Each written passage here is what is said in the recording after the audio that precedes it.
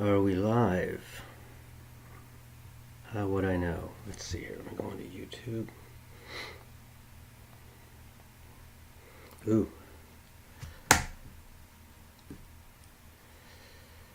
It looks like we're live, I think. Let's see if this works.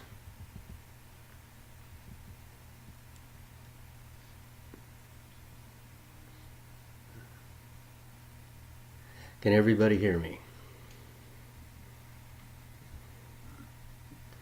Okay, let's share the screen. Let me see.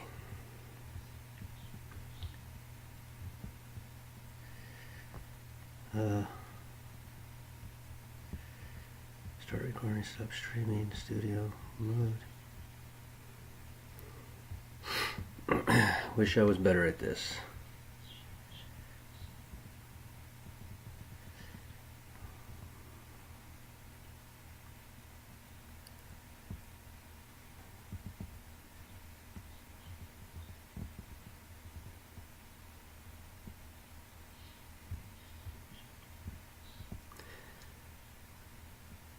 You can hear me. Okay, that's good. I got 11 people in here and I don't know how to share the screen. Let's see here. Where are we at? Tools? No. Profile docs. View. Full screen interface. Multi-view screen. Sorry about this. Show recordings. Let me see if I can just do that. Well, if it's not showing my screen, is it blank? You say it's a blank screen? Oh yeah, it is. It's dark. Okay, let's see here. Sources. There we go. I think I found it. Display capture.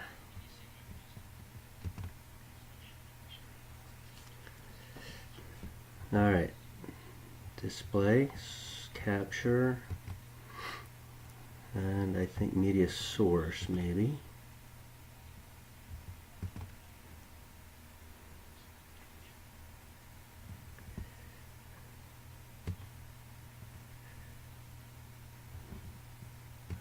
Okay, we got that.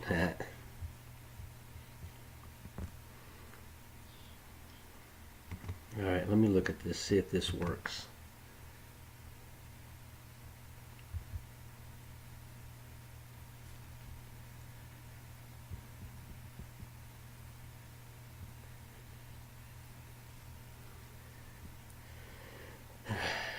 It was an over an hour long video and the audio wouldn't upload.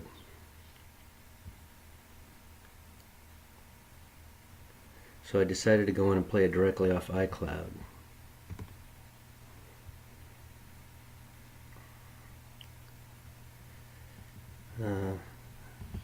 Let's see. Oh, there it is. Play.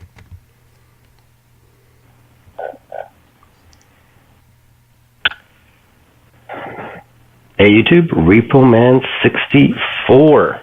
All right, let's get back into the timeline. The idea of starting the year on the new moon or a month on a new moon, for me, since I found out all this information, is, in my opinion, completely wrong. But I don't think that this is important to the bride. I think this is important to the saints. And I think that's what all of these videos are going to wind up going to. Will over at Worship and Watch said something that floored me. And I hadn't thought about it the way he said it, and that was, I've been thinking about the saints a lot, and a lot of the videos I make are for the saints, so to help them through this period of time that they're going to be in, and how long that is, I really don't know. I can't see it being 3.5 years. How long did it take for Elisha to drop to his knees and tear off the cloak and put on the mantle of God? How long was it before Jacob got Rachel after he woke up and realized he had Leah? 7 days. It was clear. I'm sick. I've been just wiped out for a whole week. This is literally the first day that I've been able to maybe talk. And if I go into a coughing spree, I won't pause. I don't know how to do that. I'm not that good with the technology. Oh, this is for you, cool cat. Right down here. Go record. Right down there at the bottom left, next to YouTube, go record. If you use that app, it'll link up to your phone, and then all you do is pull this down, and you hit the record button on the bottom left there.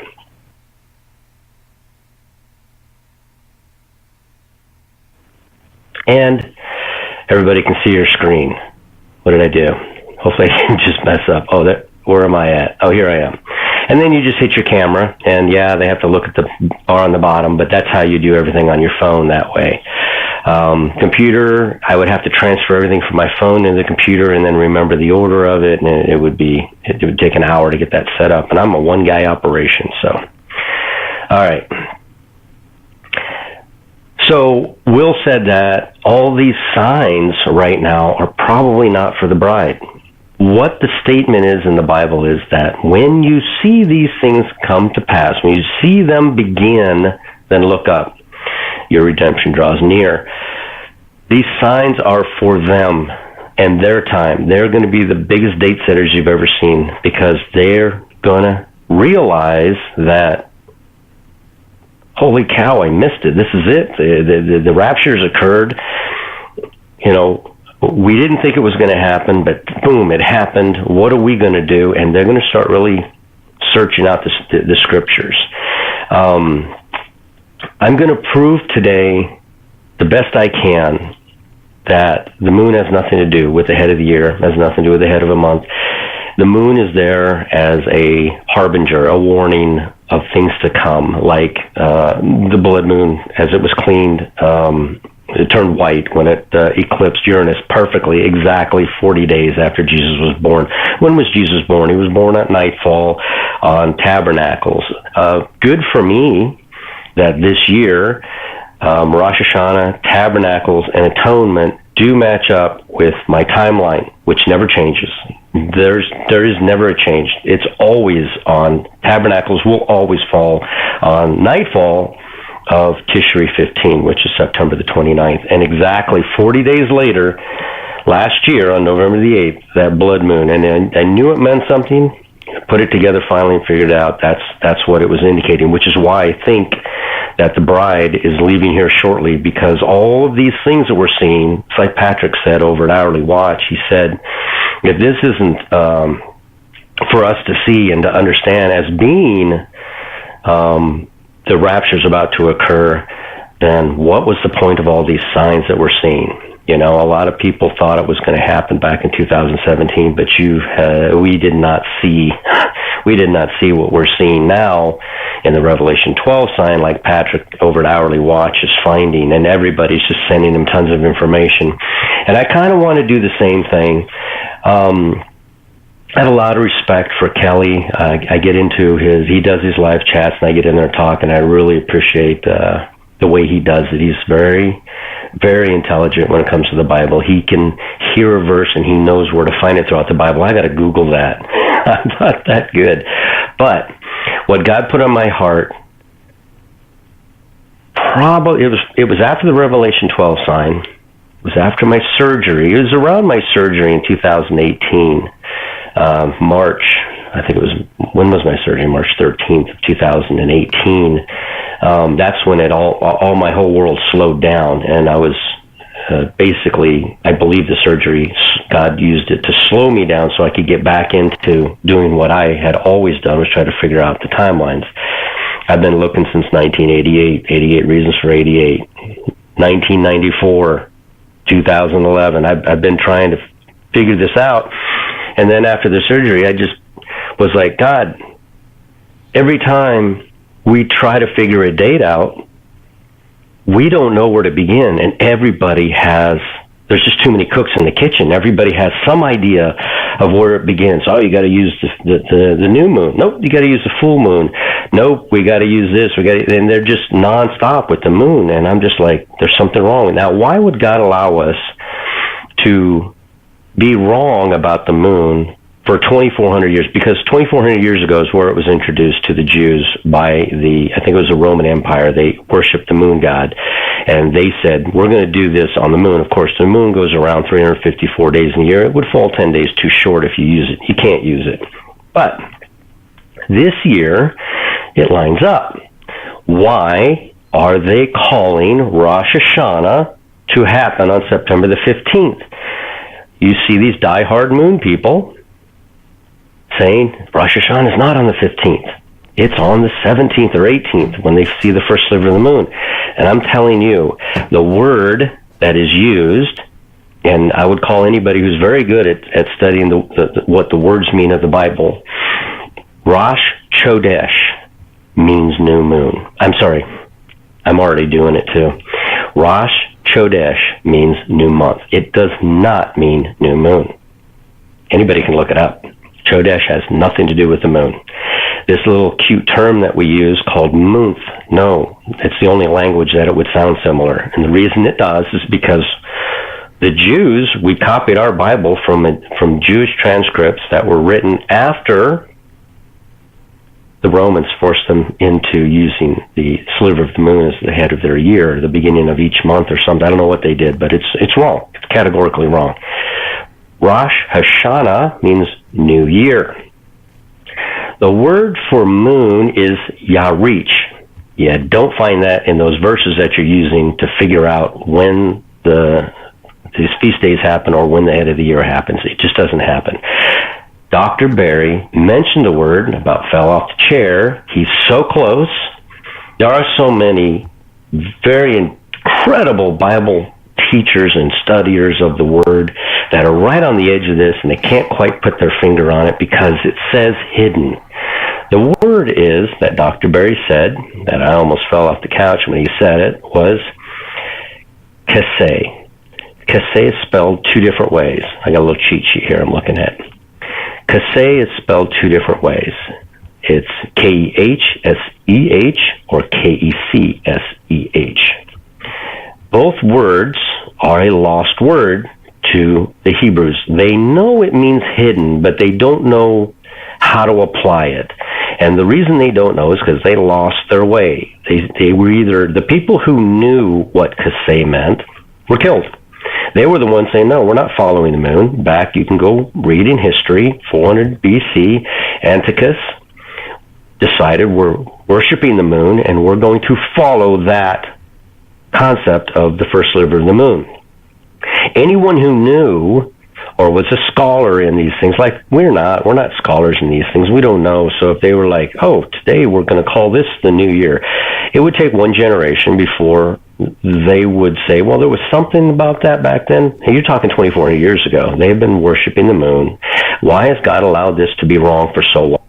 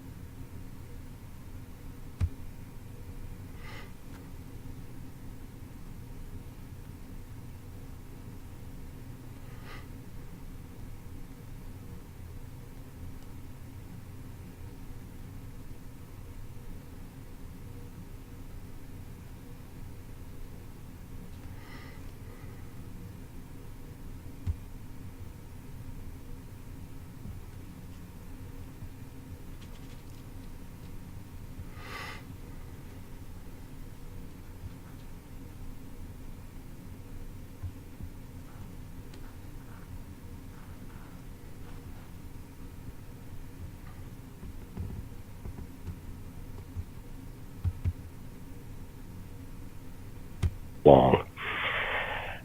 I think it's because it's unimportant to the bride. What I'm talking about is not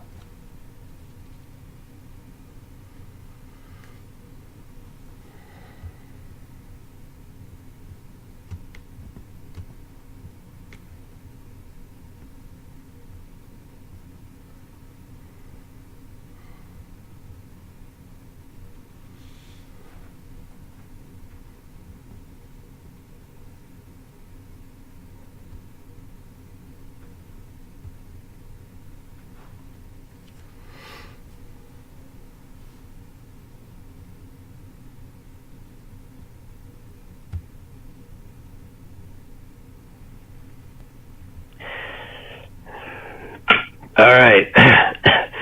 It's literally been like 5 minutes. Wow. That's what happens. I start coughing and I can't stop. And I don't have the ability to edit. It's an editing program that I'm using, which I showed you at the beginning of the video. I just don't know how to use it. I know how to record with it, share my screen with it. I do not know how to edit things out of the video, so I have to stop the video and restart a new one. So here we go. Number 2. Where were we at? All right. I hope it doesn't start up again. I'm surprised it went that long, honestly.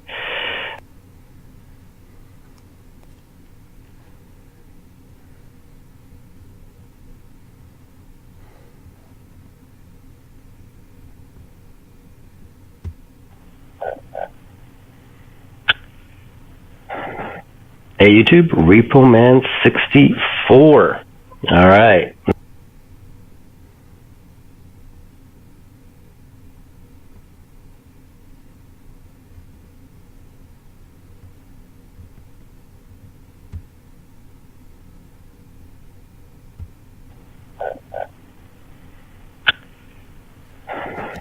Hey, YouTube, RepoMan64.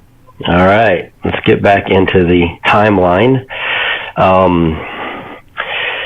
The idea of starting the year on the new moon or a month on a new moon, for me, since I found out all this information, is, in my opinion, completely wrong. But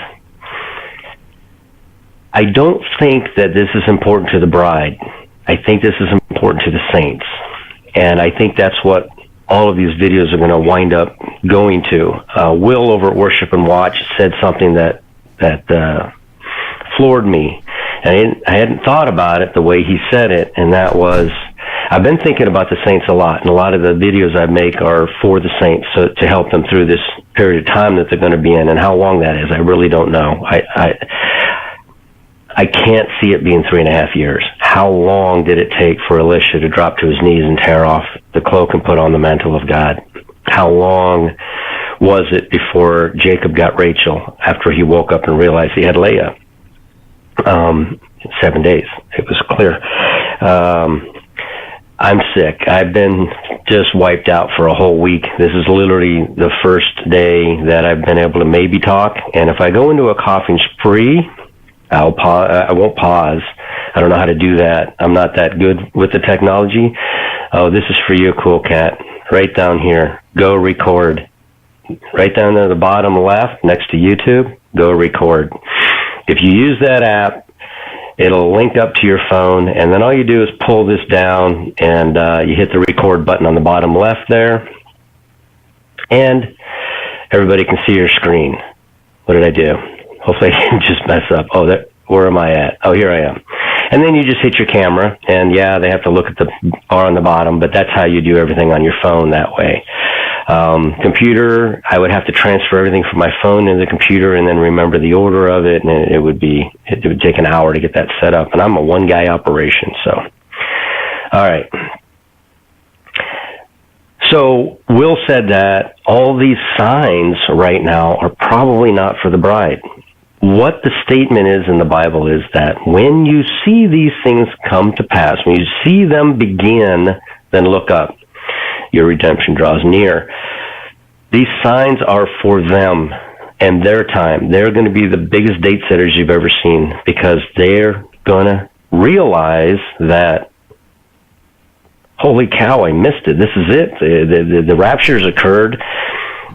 You know, we didn't think it was going to happen, but boom, it happened. What are we going to do? And they're going to start really searching out the scriptures. I'm going to prove today, the best I can, that the moon has nothing to do with the head of the year, has nothing to do with the head of a month. The moon is there as a harbinger, a warning of things to come, like the blood moon, as it was cleaned, it turned white when it eclipsed Uranus perfectly, exactly 40 days after Jesus was born. When was Jesus born? He was born at nightfall on Tabernacles. Good for me that this year, Rosh Hashanah, Tabernacles, and Atonement do match up with my timeline, which never changes. There is never a change. It's always on. Tabernacles will always fall on nightfall of Tishri 15, which is September the 29th. And exactly 40 days later, last year on November the 8th, that blood moon. And I knew it meant something. Put it together finally and figured out that's what it was indicating, which is why I think that the bride is leaving here shortly, because all of these things that we're seeing, it's like Patrick said over at Hourly Watch, he said, if this isn't for us to see and to understand as being the rapture's about to occur, then what was the point of all these signs that we're seeing? You know, a lot of people thought it was going to happen back in 2017, but we did not see what we're seeing now in the Revelation 12 sign, like Patrick over at Hourly Watch is finding, and everybody's just sending him tons of information. And I kind of want to do the same thing. I have a lot of respect for Kelly. I get into he does his live chats, and I get in there and talk, and I really appreciate the way he does it. He's very, very intelligent when it comes to the Bible. He can hear a verse and he knows where to find it throughout the Bible. I got to Google that. I'm not that good. But what God put on my heart, probably it was after the Revelation 12 sign. It was after my surgery. It was around my surgery in 2018, March. I think it was, when was my surgery? March 13th of 2018. That's when all my whole world slowed down, and I was basically, I believe the surgery, God used it to slow me down so I could get back into doing what I had always done, was try to figure out the timelines.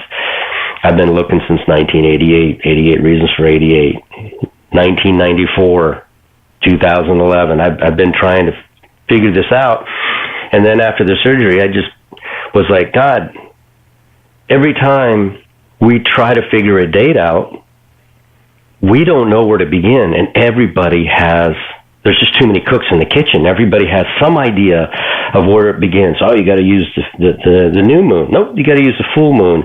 Nope, we got to use this. And they're just nonstop with the moon, and I'm just like, there's something wrong. Now, why would God allow us to be wrong about the moon for 2,400 years? Because 2,400 years ago is where it was introduced to the Jews by I think it was the Roman Empire. They worshiped the moon god, and they said, we're going to do this on the moon. Of course, the moon goes around 354 days in a year. It would fall 10 days too short if you use it. You can't use it. But this year, it lines up. Why are they calling Rosh Hashanah to happen on September the 15th? You see these diehard moon people saying Rosh Hashanah is not on the 15th. It's on the 17th or 18th when they see the first sliver of the moon. And I'm telling you, the word that is used, and I would call anybody who's very good at studying what the words mean of the Bible, Rosh Chodesh means new moon. I'm sorry, I'm already doing it too. Rosh Chodesh means new month. It does not mean new moon. Anybody can look it up. Chodesh has nothing to do with the moon. This little cute term that we use called month, no, it's the only language that it would sound similar. And the reason it does is because the Jews, we copied our Bible from Jewish transcripts that were written after the Romans forced them into using the sliver of the moon as the head of their year, the beginning of each month or something. I don't know what they did, but it's wrong. It's categorically wrong. Rosh Hashanah means new year. The word for moon is Yarich. Yeah, don't find that in those verses that you're using to figure out when these feast days happen or when the end of the year happens. It just doesn't happen. Dr. Barry mentioned the word, about fell off the chair. He's so close. There are so many very incredible Bible teachers and studiers of the word that are right on the edge of this, and they can't quite put their finger on it because it says hidden. The word is, that Dr. Barry said, that I almost fell off the couch when he said it, was Kaseh. Kaseh is spelled two different ways. I got a little cheat sheet here I'm looking at. Kaseh is spelled two different ways. It's K-E-H-S-E-H or K-E-C-S-E-H. Both words are a lost word to the Hebrews. They know it means hidden, but they don't know how to apply it. And the reason they don't know is because they lost their way. They were either, the people who knew what kaseh meant were killed. They were the ones saying, no, we're not following the moon. Back, you can go read in history, 400 BC, Antiochus decided we're worshiping the moon and we're going to follow that concept of the first sliver of the moon. Anyone who knew or was a scholar in these things, like we're not scholars in these things, we don't know. So if they were like, oh, today we're going to call this the new year, it would take one generation before they would say, well, there was something about that back then. And you're talking 24 years ago. They've been worshiping the moon. Why has God allowed this to be wrong for so long? I think it's because it's unimportant to the bride. What I'm talking about is not for the bride. This is for the saint. If you don't know, there are 10 commandments, and there's one commandment that we say we don't follow it, because if we do, we're obeying the law. Thou shalt not murder. Do you follow that one? Yes. Well, then you're obeying the law. Well, we're not under the law, so can you go murder? No. Engraven images. We're not under the law. You going to make engraven images and kneel down to them? Ask how that's going for the Catholic Church. About coveting thy neighbor's wife or their things and stuff like that. Is that okay? No, the Bible says not to, under the law. But then there's this one of the 10 commandments that we say, oh, no. That changed. So you're telling me God made 10 commandments, and one of them changed. One of them we just can completely ignore. You shall keep the Sabbath, you shall find the Sabbath, and you shall keep it holy. And what it does is it shows you when all of these feast days are. And people will gloss over that, just like they'll gloss over the moon thing. Yeah, I know Chodesh means month. It doesn't mean moon. But, there's something to this word kaseh that we have to, it's a hidden day, and that's the only hidden thing we can see.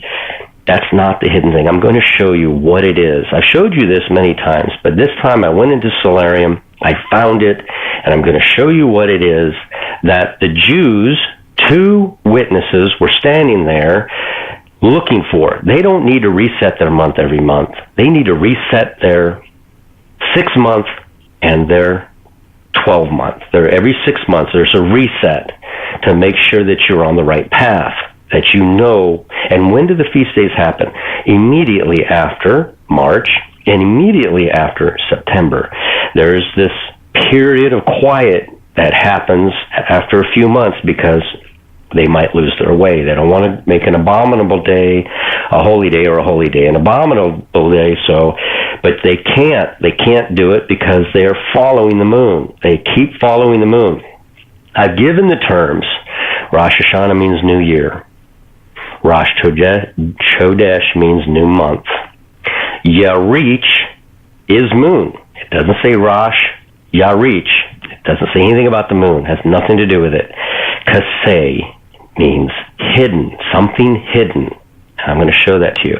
Now, if you are very studious and you study your Bible, and I'm not smarter than any, trust me, I can't call out verses like they do. I was watching Kelly over at Coolcat, and somebody said and this happened, and then he's like, oh, that's 3 places in the Bible. Let me go find it. I'm like, how do you do that? I don't do that. I have to Google it, find it in the Bible, and then cross-reference from there.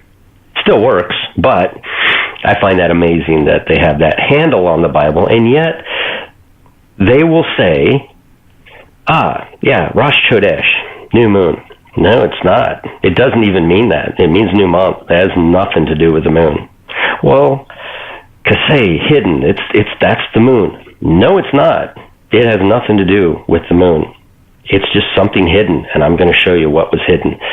Now, again, bride, you don't have to believe this. You don't have to buy into this. This is for the saint. You need to know when these feast days are while you're here during the tribulation. This is very important because now you've fallen partially under the law. You have work to do. The bride, remember Barabbas, not a peep out of him. Jesus covers his sin completely. He goes free. Done. Boom. He's gone. Remember, Leah, not a peep out of her, not a single word. He just wakes up in the morning and finds Leah. My mind's blown by that. I mean, how does it, who are you? What, I would be speechless and furious. Then you have Esau. I'm sorry, not Esau. Elisha. You have Elisha. He's following right behind him. He's right there. He knows Jesus, or you know what I mean? He's right there with Elijah. He knows this power exists. It's right in front of him.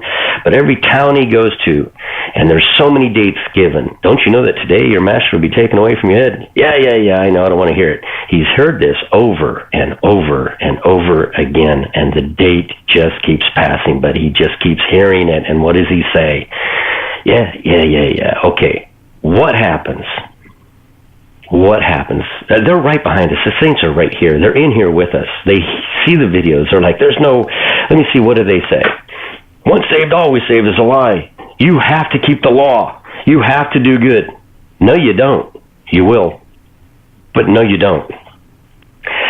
They'll say that that thing that we got back on March 11th when that started in 2020? Ironically, is on September 11th. That's exactly 3.5 years ago. Just to throw that out there. Exactly 3.5 years. That was the mark. That was the mark. That was it. Remember, the mark begins 3.5 years after tribulation begins. They think we're in it. This flat earth thing. I don't care if the earth is flat around. I don't care. But you turned it into a religion. You've turned it into, and I've heard the statements. You can't say that it's not true. And I'm not saying that everybody that believes the earth is flat is making these statements, but you've heard them. And I've never heard a Christian say, well, if you believe in flat earth, you're going to hell because you're not listening to the Bible. I've never heard that, but I have heard flat earthers say, if you don't believe the earth is flat, you're going to see when the rapture occurs, you're going to be left here on this flat earth because you can't say those kinds of things. You're turning yourself into a saint. Don't say those kinds of things. Flat earth, round earth, who cares? Put it away. It doesn't matter. Preterist. A preterist believes we're already in the millennium. Mathematically, that doesn't even begin to work. I don't care how you fudge the math. You can't add 1,000 years to what we know is 6,000 years ago from creation. You just can't do it. It's literally written right in the Bible, the genealogy, to bring us to here. It's literally right there. You can't ignore that. My favorite, you can lose your salvation. No, you can't. You can't lose your salvation. Once you are covered by the blood of Christ, you can't wash that stuff off. It's stuck on you. It's stuck on you. You can't get it off. So once God decides to put it on you, it's on you, period. You can't get it off. You are saved. Once you are saved, you are always saved. It cannot go away. However, during the tribulation period, there is work to do. The thief on the cross had to do work. He was in tribulation. He was on the cross right next to Jesus. He was going through it. But he asked for Jesus to remember him. Where did Jesus tell him he was going to go? Paradise. All right, so let me get into the pictures. I don't want to make the video too long. I don't want to get into a coughing spree. Please go look up those terms. Chodesh does mean month. It doesn't mean moon. Yarich means moon. You won't find that in those passages that you're using to claim that the hidden day, Kaseh or Kaseh, they both sound the same, but one's spelled with a C, one's spelled with an S. You will not find, you will find that word being a word appointed time or hidden day. And what does that mean? And I'm going to show you what the hidden day is here in just a moment as we go through these pictures. All right, let's start up here, right here. Where are we at right now? Today is September the 9th. It is Elul 26. September the 9th will always be Elul 26. It will never change. We are quickly approaching the first day of creation, and I can prove this. I've done it many times. The first day of creation began on September the 11th. The day God created is the same day Satan decided to destroy those twin towers. And I keep saying the number wrong, but that's 22 years ago, right? 22 years ago that happened. We're quickly approaching that date. It's almost like Satan wanted to destroy something on that date. So that is the first day of creation. And I'll show you how I know that. It's real simple. And everything I do, really, I'm not that smart a guy. It's really simple. The calendar for the Gregorian calendar is correct to the day of the week back here in 2022. So I go back here because I know. Let me go here to September, and I'll show you. September the 11th is the first day of creation. Creation began on a Sunday. Time was created on the 14th. September the 14th, time was created. That was the fourth day. That was a Wednesday, what we call Wednesday. He didn't call it Wednesday, but we are, so we understand what we're talking about. On the 15th is the day he created the birds and the fish. On the 16th is the day he created the animals with the breath of life, all the animals and mankind. And on the 17th, on a Saturday, he rested. Now, there are two Sabbaths I just showed you. The day he created time, the first day of the week, is the 15th. I know it's hard to understand, but it is the first day that time for us, as we understand it, was in existence. Previous to that, God knew what 24 hours was. Of course, he is God, so 24 hours represents Sunday, Monday, Tuesday, and on Wednesday, he put time in place. He put the sun, moon, stars, everything in place for time.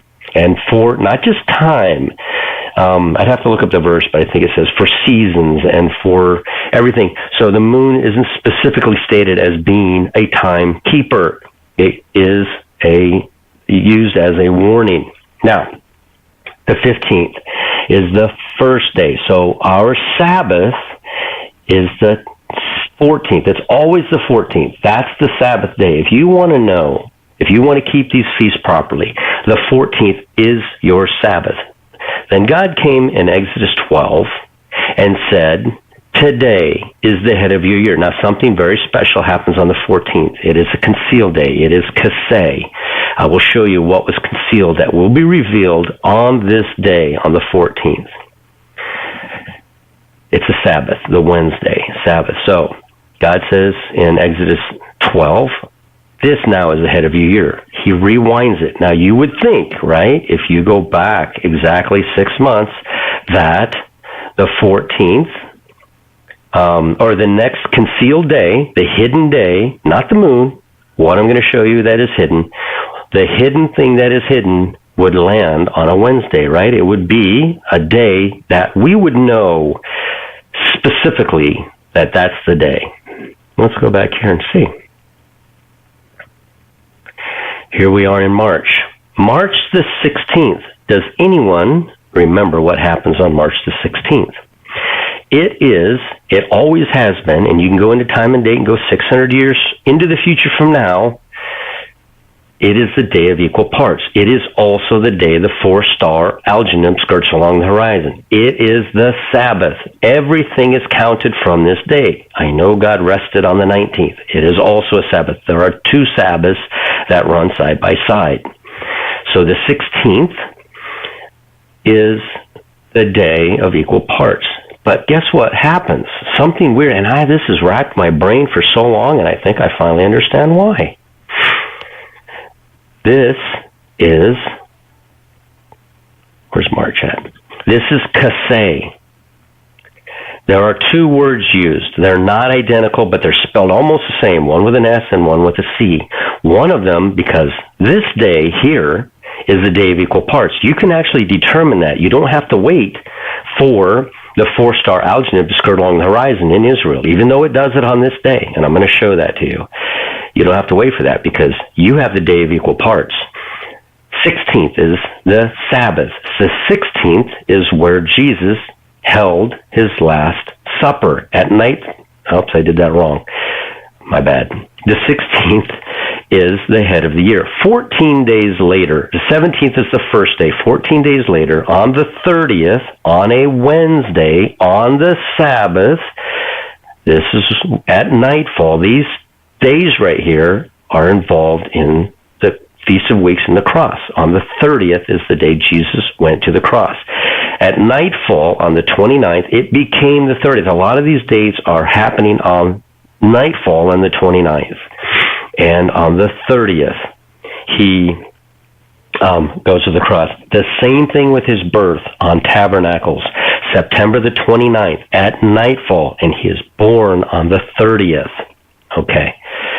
So, on the 17th is the first day of the year. The 16th is the Sabbath. This is where they would enter the temple. The priest would be able to enter the temple on this high Sabbath, on the 16th, the 23rd, the 30th. It will always be on a Wednesday. But because the Gregorian calendar adds that extra day and a quarter, which doesn't even exist, it doesn't even exist because there's only 23 hours and 56 minutes in a day, they call it 24 hours, and then they have to add it at the end by a day and a quarter. But it all balances out anyway. It doesn't change. It never changes. So, March the 30th, Jesus goes to the cross. He's in the grave 31, first and second, and he rises before sunrise. He doesn't complete the third at nightfall. He completes the 30th at night, the 31st at night, and the first at night. But at the second at night, he doesn't complete it. He rises on the third in the morning. So we go forward 6 months, and what do we see? Go to September. We see the day that the four-star alginate skirts along the horizon. I'm going to show that to you. I'm going to show you that it's the same exact day, except it's 6 months apart because God moved it in Exodus 12. The 14th, Wednesday the 14th, is a Sabbath. It's always Wednesday. It always is Wednesday, but like I said, the Gregorian calendar moves it around. That's why I use the year 2022, because it actually is accurate. It won't be accurate again on the Gregorian calendar until 2033. So, just like their dates, for some reason at the beginning of the year we were 6 days off, and now we come 6 months later and we're in line. What did they do with those 6 days? Did they have a month with 24 days? Because I can sit here and watch the sun come up and assign a date to it, and watch the sun come up again and assign a date to it. It has nothing to do with the moon when I do that. And you cannot ignore those 6 days. What did they do with those 6 days? I don't know. They just disappeared, I guess. So, September the 14th is the Sabbath. It's identical to March the 16th. It's the Sabbath on a Wednesday. On the 15th, September the 15th, is the first day. This is the Rosh Hashanah. This is Rosh Hashanah. The problem is, it is also Kaseh. It is also a hidden day, and I will show you what was hidden. Not the moon. I will show you what was hidden. But the problem with this is, 10 days from this date is the day of equal parts. They could not. That's why the word is spelled slightly differently. That's why it's spelled slightly differently. With an S and with a C. Kaseh and Kaseh. They both sound the same, but one's spelled with an S, one's spelled with a C. The reason is because not only is this the day that the four-star alginate skirts along the horizon, but it's 10 days off. The day of equal parts doesn't happen until the 25th. It's 10 days off. So they couldn't use whatever instrument that they used to look at the day of equal parts because they wouldn't know. It's the day that no man knows the day or the hour. They don't know until they witness this four-star alginate skirting along the horizon. They can't use the whatever it was they used to keep how many hours were in the day. They can't use it because it's still 10 days away. It doesn't happen until around the time of Yom Kippur, the Day of Atonement. The Day of Equal Parts happens around the Day of Atonement. So, how do they know? Well, now they have to rely solely on the star of alginate. They do not rely, of course, on the moon, because Kaseh doesn't mean moon, even though they've assigned it to it. All the important people that knew that the moon had nothing to do with it were all killed back then, and then the influence was follow the moon, and they've been doing it for so long that you can't. It's like pulling teeth. It's like, I swear, it's like pulling teeth. You tell somebody, stop pulling. Well, I mean, they've been doing it for over 2,000. I know they have. They've been wrong for over 2,000 years, too. Oh, yeah, that's face right. I'll get 1,000 comments. Well, Feast of Tabernacles doesn't happen until the 17th because of the moon. I know that they're looking at the moon. I don't. It's always on September the 15th. It's always. It never changes. I mean, September the 29th. What did I say? Oh, September the 15th. Tishri 1. It is always on Tishri 1. It never changes. It's always September the 15th. All right. Enough rambling about this. Is it important to the bride? No, it's not. But it is the hidden day. It is the day that we will be hidden away while the terrible stuff goes on here on earth. It is the day that I believe that we will be taken. It's the day that nobody knows, because nobody's either watching this and because the day of equal parts does not line up with it. It's 10 days later. That's why Noah was on the ark for a year and 10 days. That's what those extra 10 days were. It was there because of this problem. I don't know. I don't even know. I'm not what is it? I don't know the term. Astrologist? Astronomy? I don't even know the term of it, but there is a reason why the day of equal parts does not match the day 4-star algebra skirts along the horizon at September, but it does in March, on March the 16th. And this is why God moved it to March the 16th, by the way, because they do match, and he knew they would lose their way. He knew that Satan's influence would cause this moon theory to proliferate throughout these 2,000 years. He knew that. And I'm not the one that found it, by the way. I'm the only person that I've ever met that actually said, oh yeah, you say the head of the year is on March 17th?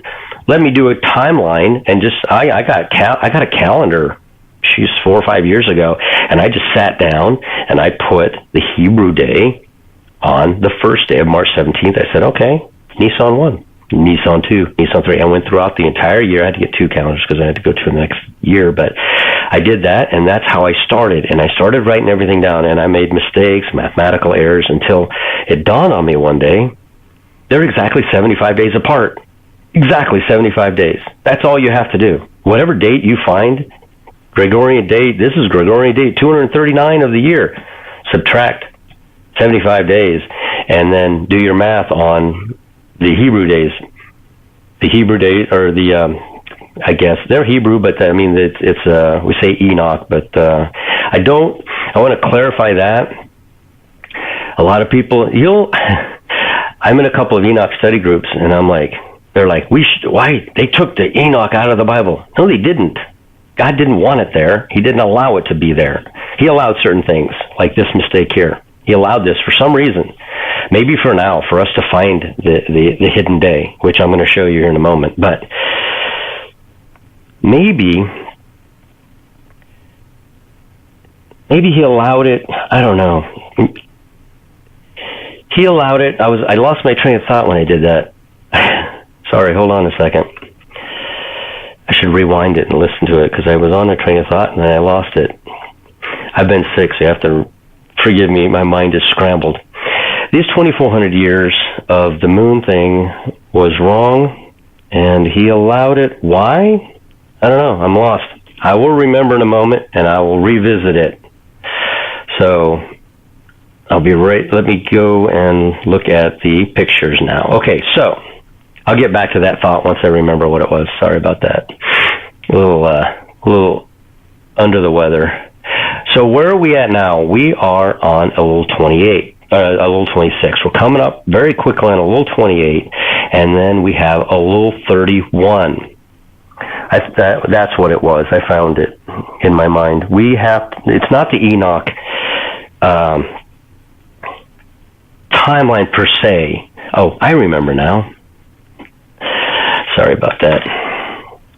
I'm in the study groups, and there's people in there, hey, we need to put the Enoch. We don't need to put the book of Enoch into the Bible. You don't even know when the first day of the year is. Most of them don't know anything. They just want to seem to argue about the validity of the Bible. There's a very clear passage at the end of the Bible that says, don't add or take away. So no, the book of Enoch does not belong in the Bible. What's in the Bible is what God wants in the Bible. God moved those people to put the 66 books, and when they do math, and every third word and every seventh word, and it lines up throughout the entire Bible, your mind is blown. Those people are able to do that. My hat's off to you. The Bible is complete. There's nothing else. So don't ever think that what I'm doing here has anything to do with adding to, or I go to Enoch just to learn more about the story. Like the animals, when they went on the ark, they were all babies. They weren't adults. You find that in the book of Enoch. It just explains the story a little bit better, but it shouldn't be in the Bible. You don't need to know that the animals were babies. You need to believe that God put all those animals on the ark, and that's why God left it out, because he wants you to believe in what he said, his word. And that's why everything is the way it is. There's so much more in-depth information that I wouldn't suggest anybody go look at until you have a firm grasp on the Bible itself and on salvation and how it functions. You don't go into any of these extra biblical books until you have a complete basis in the Bible first, and you understand that that's all you need for salvation. You don't need anything else. The Word of God is all you need. There should be not one more book, in not one more word, not one more jot, not one more tittle. Every single thing is here, and that's all that needs to be there. Nothing more. So the comments about adding, that just kind of shows me. And then, of course, when they say that, and I'm like, can you tell me what the age of the animals were when they went into the ark, since you're such a Enoch fan? No, you haven't read Enoch. You haven't read the Bible, but you think they should be together. Stop doing that. That's just insane. Just the concept of saying that is insane. Okay, off on my little rant. Let me go back. Sorry about that. All right, let's go to the next picture. I've showed you this. September the 11th, that we're quickly approaching, is the first day of creation. That would have been a Sunday. That's the first day of creation. On the 14th, Day 4, God creates time. Elul 31, he creates time. This is also the day that 4-star of Algernud is hidden until one specific day in the fall and one specific day in the spring. It skirts along the horizon while two witnesses are standing there spotting it. That is the day. In the spring, you know the day because you can tell it during the daytime before it happens, because it is the day of 12 hours in the day and 12 hours at night. You cannot know this. It's more hidden. It's Kaseh. They're both called Kaseh, but one is slightly different than the other one in that you won't know that you were accurate until the day of equal parts 10 days later. You just won't know, but you have to wait 10 days. You'll see the star, and you'll be like, I wonder if it was below the horizon? Was it just above? It's the hidden day. It's the man no man knows the day or the hour of, because you can't know the day or the hour, because you don't know if there's 12 hours in a day for yet another 10 days until the day of equal parts takes place. So, day 4 of creation, God created time. The next day is the first day of the year, the Feast of Trumpets, Rosh Hashanah. It was moved back because God was pointing us to this word Kaseh. The word Kaseh is linked to Tishri 1. It is also linked to Nisan 1, but it's slightly different. One of them has a day of equal parts. This one here is hidden, very hidden. You can't know. You cannot know until you see that star. There is no day of equal parts for yet another 10 days after this. So, September the 15th will always be Feast of Trumpets, always. It will be the beginning of the year, pre-flood, or pre-Moses and the law, and afterwards it'll be Nisan. This will be the 6th month, exactly 182 days later, exactly 26 weeks to the very day later, on a Wednesday. Exactly. That'll be a Thursday. I'm sorry. The Wednesday will be September the 14th. The Thursday will be the day Noah removes the covering, Feast of Trumpets. This is to remove the covering is to enlighten everyone as to what's going on. They can see. I think this is the day the rapture is going to occur sometime either before creation began, the end from the beginning, or someday the hidden day being September the 14th. and September the 15th being the day that Noah removes the covering. We're right in that area. I don't know exactly when, but the day that we see the 4-star alginate skirt along the horizon, it'll be September. Okay, let me get off of here. I don't want this video to get too long. I don't want to get into a coughing spree. I showed you this before. This is Israel time, 6 a.m., September the 15th. Nishimura will cross into Virgo at exactly 6 a.m. Tell me this doesn't mean something. That's why I saved it. I'm like, that's too incredible to ignore. At exactly 6 a.m., September the 15th. What is September the 15th? Rosh Hashanah. It is the very day after the Day of Equal Parts, the first day. Nishimura. Now, why are the Jews calling September the 15th Rosh Hashanah? Why are they doing it? Don't they follow the moon? The moon's not down at her feet yet. You can't even see the first sliver of the moon until, I think, the 17th or 18th. This is the exact moment Nishimura crosses into Virgo. You see how they bend the rules? This is where they're supposed to begin their year. Why are they not beginning it here? Why not right here? It's because they're wrong. That's why. And I'll show you here in a moment. I don't mean to be that bold about it, but they are. They're wrong. If you wait 2 to 3 days for that moon to get down there where you can see the first sliver so that you know, because you got 2 witnesses standing out there looking at this huge, you have the whole planet looking out there at this huge, sliver coming up. I mean, everybody knows, right? Now, it has nothing to do with it. This is Rosh Hashanah. This is the first day of the year, right here. This is the moment, the very moment at 6 a.m. in Israel, just after sunrise in Israel. And Nishimura crosses into Virgo. The child leaves Virgo on Rosh Hashanah at 9:15, exactly at 6 a.m. Exactly when the sun comes up in Israel at 6 a.m. There's a picture of child in Virgo. I want to show you some Virgo. Again, Patrick over at Hourly Watch found this, and everybody's talking about it. It's incredible. Everything you need to know about the Feast of Trumpets of 2023, September the 15th. How? How is it September the 15th? The moon is all the way up there. I thought you guys followed the moon. And then there's those who will say, well, they're wrong. No, somehow God has had them call the right date. That is the right date. But how do they call it when the moon's nowhere near her feet or the first sliver shown? I don't understand how they did that unless they wanted to land on a Saturday. Maybe that's why. I don't know. But it always lands on a Thursday. September the 14th will always be a Wednesday. Of course, in 2022, when the calendar's correct. All right, so how many of these feasts? I heard this. I think who was talking about? Is it Dr. Barry or was it? It might have been Kelly. I've watched so many videos. It might have been Kelly over at Cool Cat.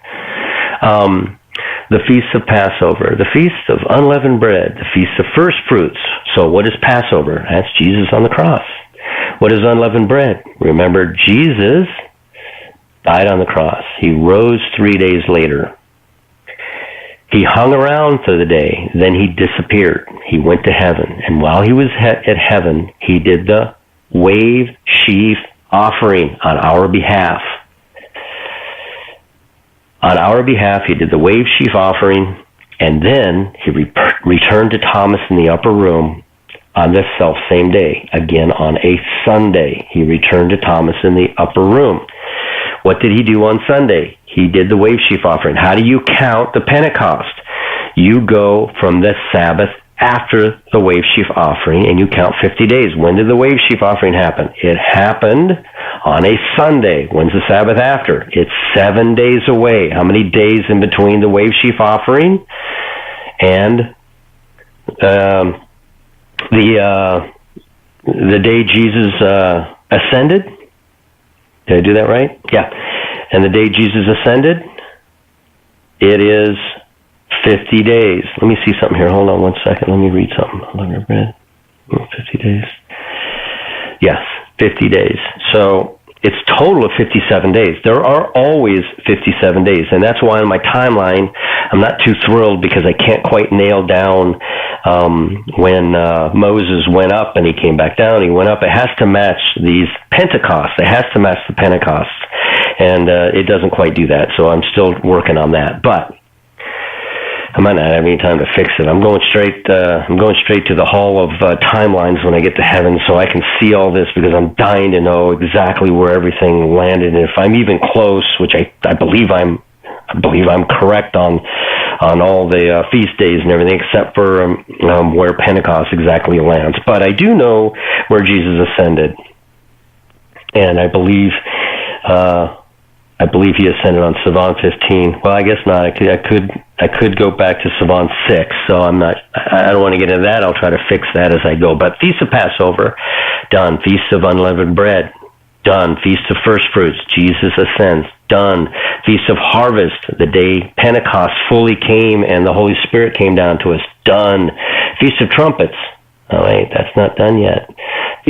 The Day of Atonement, yeah, that's not done yet. Feast of Tabernacles, yeah, done. Jesus was born on Feast of Tabernacles. It all started on Feast of Tabernacles. It went from Feast of Tabernacles to Passover, to Unleavened Bread, to First Fruits, to Harvest. The two that are not done yet are the bride being taken out of here and the saints being gathered out of here up to paradise. Those are the two that are not done yet. Everything else is done. So we're waiting for trumpets to be gathered. When does that happen? September the 15th. All right, let's see here.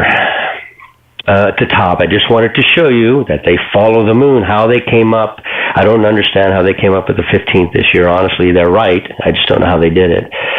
Feast of Trumpets in the year 2022 was on September the 25th. They were wrong last year, and I was saying that last year. You were wrong. You're wrong by 10 days. You're off by 10 days. You see those 2 days, September the 25th to the 27th? It's 2 days. That's why Jesus didn't move. Feast of Trumpets, or Rosh Hashanah, as it were, is repeated 2 times a year, and it does it back here on March the 16th. So the new year would have been, according to Exodus 12, March 17th. Jesus didn't move for 2 days to come back and bring Lazarus back, and nobody knows why.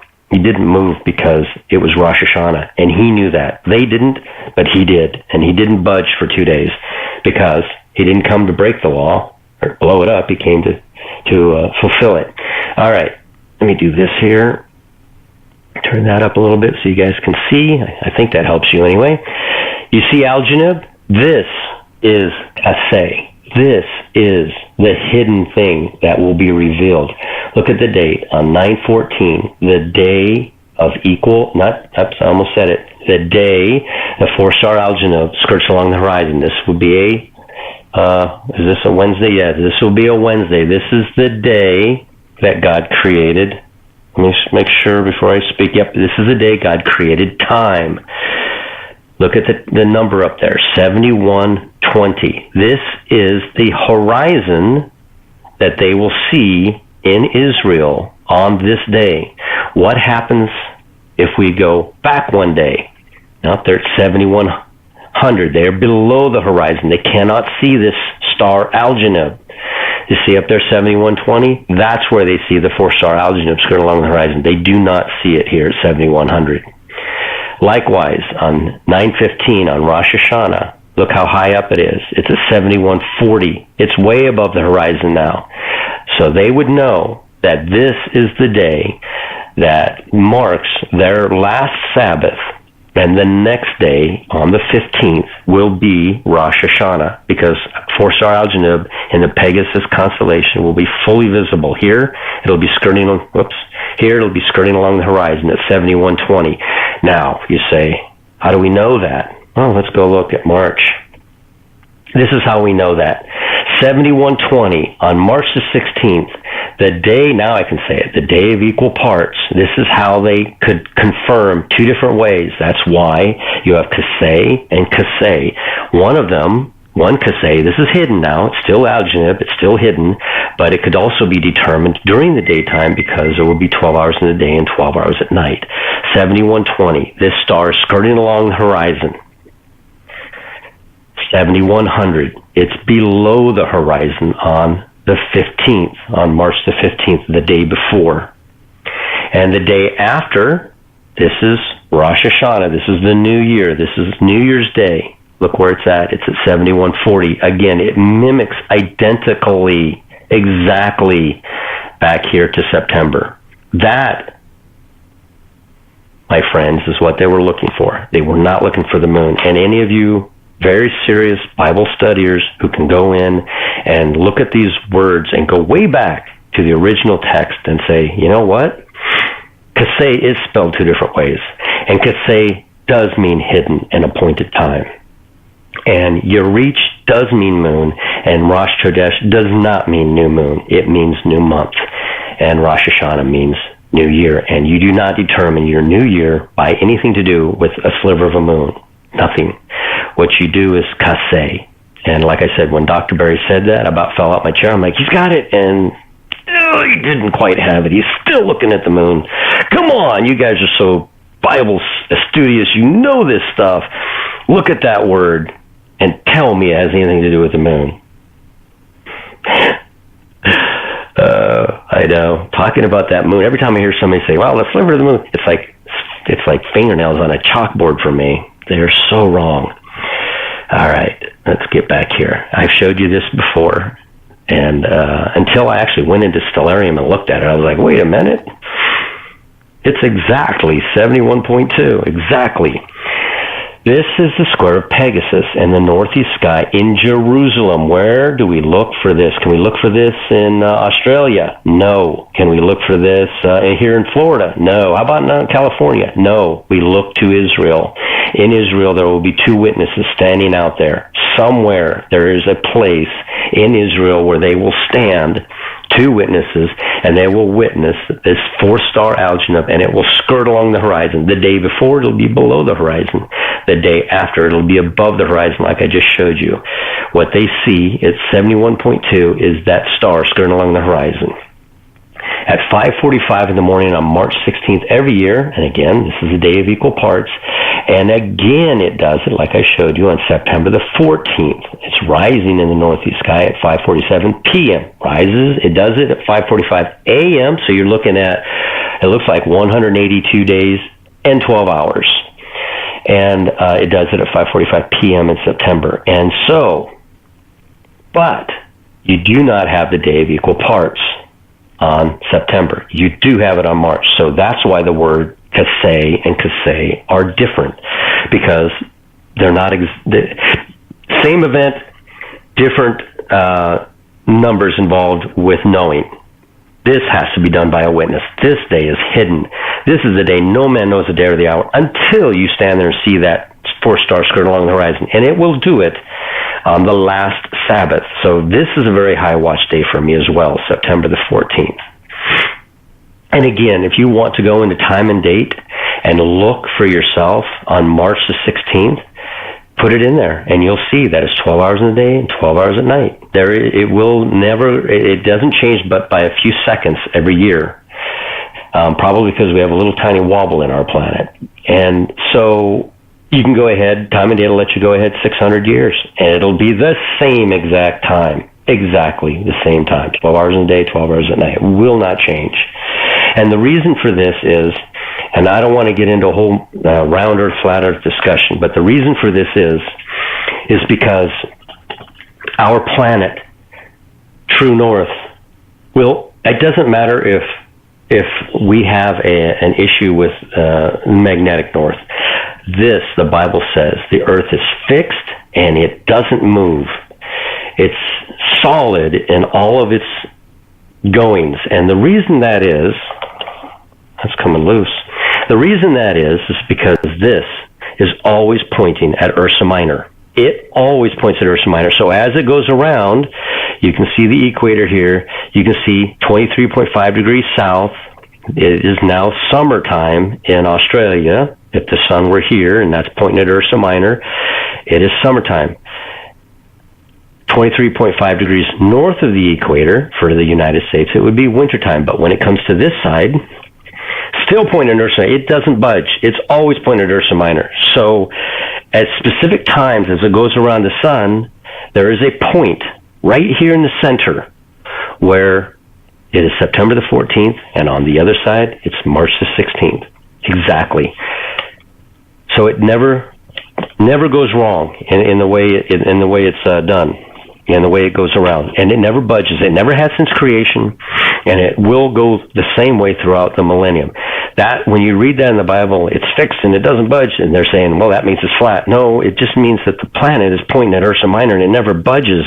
And even though our day is 23 hours and 56 minutes, and our sun moves through the constellations every 2,160 years, and it tells a beautiful story from creation all the way through. And I showed you how if you even change it by 2 days, you will not have the sun going through the water in Aquarius. It won't happen. If you change the head of your year to any other day, you just can't change it around every time you feel like the sun will be bouncing around like this on a scale. It doesn't work. If the head of the year is not March 16th and that sun, I'll show you, the sun will not go through the water spout. It won't do it. Let's see here. I'm sorry this is going on so long, but I haven't coughed yet, so it's cool. Gemini, that's where creation was. God together with man. The sun was in the horns of the bull during the flood, 1,656 years later, in the year 4,356. The sun went through Taurus during the time of Abraham. The sun was in Aries during the time of Jesus being here. He was the sacrificial lamb. The sun has been going through Pisces over the last 2,000 years. And in the last 1,000 years, the sun will go through that water right there. It will go through that water. So let's take a look. Let's take a look at March, where we know is now the head of the year. Go to March 16th. Is that right? Is it March 16th? March 17th, sorry. Getting confused with the middle of the year there. Where are we at? Let's see here. Here we are. See that? March the 16th. That's the head of the year. Now, I don't want to do this here. It'll take forever with this program. It takes forever. But if you go and you just keep hitting this, well, I guess it won't take that long. Hold on. Let's get up here to. We're saying the end is 2030, right? And then 1,000 years, boom. Look where the sun is. It went through that water during that 1,000-year period of time, exactly through that water. Now let's change the date. Let's call the head of the year any other date. Let's call it the 23rd, like they did this year. Boom. Sun doesn't even reach the water. It's just taking the story of God away. That's why I know the head of the year is on March the 17th. It's that simple. Okay, now let me get back into this. Sorry, this is going so long. I'm surprised I haven't started coughing yet. But, all right, let me go on. Sister Sandy fixed it. I had number 7 for Jesus' resurrection. Remember, the flood happened 150 days later. The water began to recede, and then the ark set down. It only took the ark a few feet to set down on Mount Ararat. And it did in the 7th month, the 17th day, which equates to Nisan 17 or April the 3rd, which is the day Jesus rose. All right, let me go on to the next picture here. So you know the Messiah 2030 has another video now. It just came out. He apparently started a new YouTube for this video and didn't mix it up with his other YouTube. So if you want to go find it and listen to it, he does not speak very much about the 7 years for some reason. He's just pointing to when Jesus will come back here to earth in 2030. But he does, again, another good study. And I want to show you up here at the top. Let me see if I can turn this thing. Will this work? Yeah. Look at his timeline up here at the top. Day 1 is creation. Day 1 of creation, day 2 of creation, day 3 of creation, day 4, he creates time. Day 5 is the first day. He knows this. He's found this. He knows this. The 7th day is not only the 7th day Sabbath, but it's also the 3rd day. And the Sabbath, again, would fall on the day 4, which is a Wednesday. And then when we get through the 7 final 1,000 years, we go into the 8th year, or infinity. 8 means infinity. So He did a really good job on that video. I just wanted to point that out to you. Oh, it's called Hector Ramos.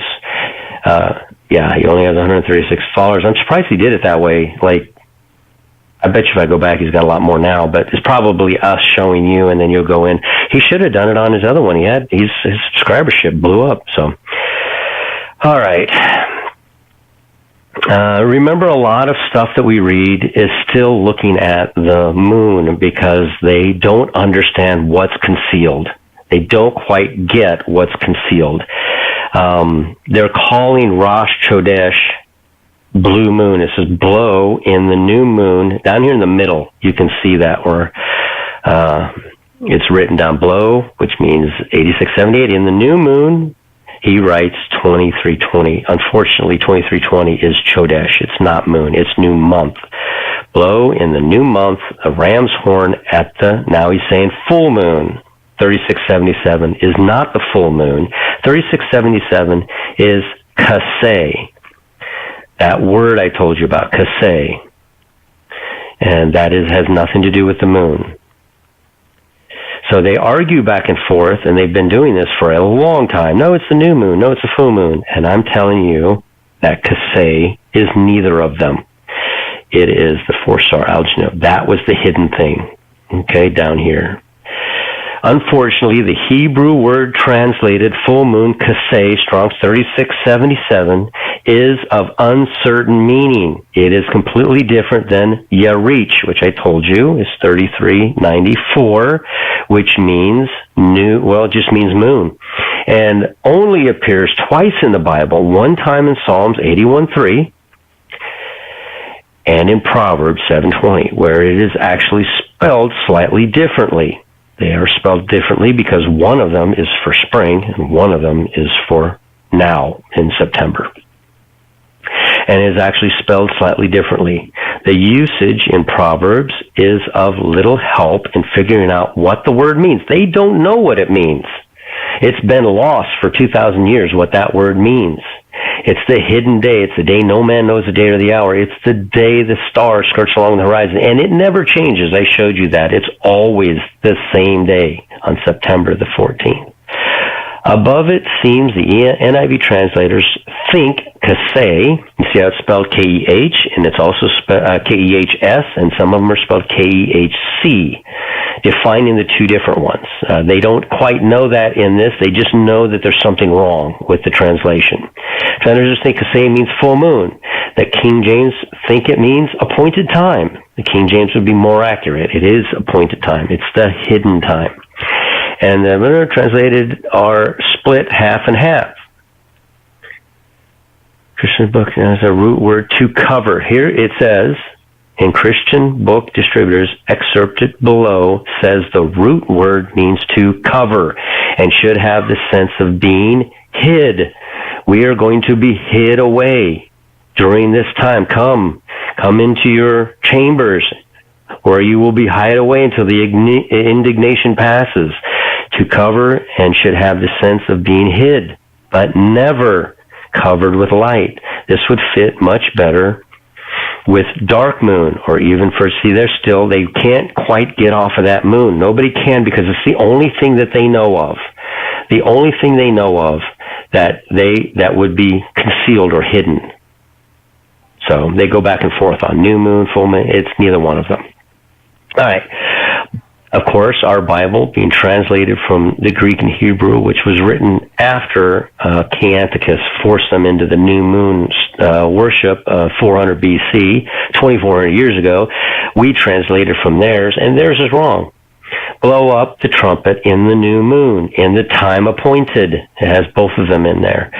On our solemn feast. This day will always be March the 16th, September the 14th. It will never change. I did some Strong's. I'm not good in Strong's, but I looked it up. Psalms 81:3, blow up the trumpet in the new moon, in the time appointed, on our solemn feast day. Proverbs, he hath taken a bag of money with him and will come home at the appointed day. There are two different words, and the word here that they're calling 3677 means month. 3677 means month, and the hidden thing is kaseh, and that is the 4-star algenib. I wanted to show you back in 2017 when everybody's like, the Revelation 12 sign is 923. It was. You know why? Because they were waiting for that moon to get to the bottom of her feet. Just like now, we have the child being born on the 15th, but the moon won't be there for another few days till the 17th, 18th. Same thing here. The moon did not come into, Jupiter was born on the 9th, and the moon didn't come into play until the 23rd. They had to wait for the moon. Should they be waiting on the moon? Yes, the Bible says the moon will be at her feet. So in that case, yes, I have nothing against the moon. I just don't think it's used to begin a month or a year. I think it's used in these signs that we're looking for. So yes, the moon had to come into play, and that did not happen until the 23rd, which was 14 days later? So, and 14, that must mean something. So here we have, by 924, the moon down by her feet, 923, I went one day too far, but 923, the first sliver of the moon is seen. She is clothed in the sun, and Jupiter's already born. It's like been out for 14 days already. And then we have the moon down there, and that keeps happening. All right, what did I do here? For in the times of trouble he shall hide me. Oh, I told you about this. He shall hide me in his pavilion, in the secret of his tabernacle. Shall hide him me, and shall set me upon a rock. Yet another name for Rosh Hashanah is Yom HaKeseh.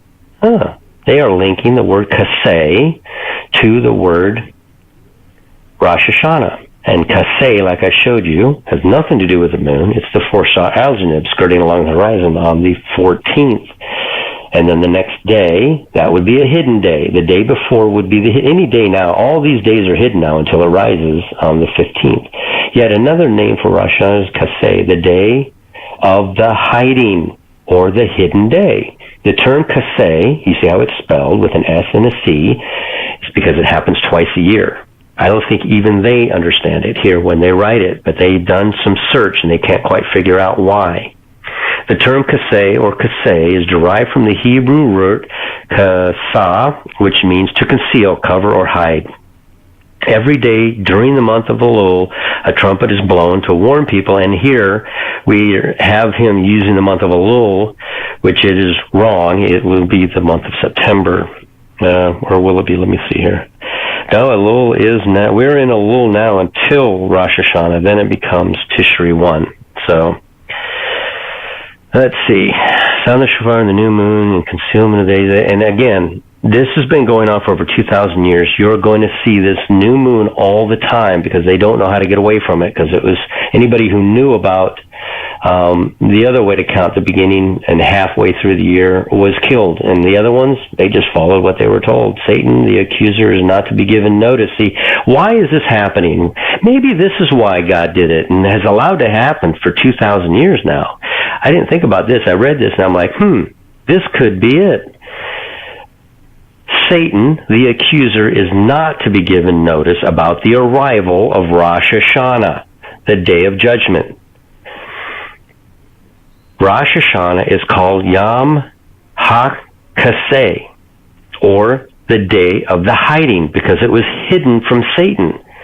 This is probably why, for the last 2,400 years, they've been using the moon, and they don't know. Satan can look up. Satan can go in a computer right now and look up and see when he thinks the beginning of a month is based on the first sliver of the moon.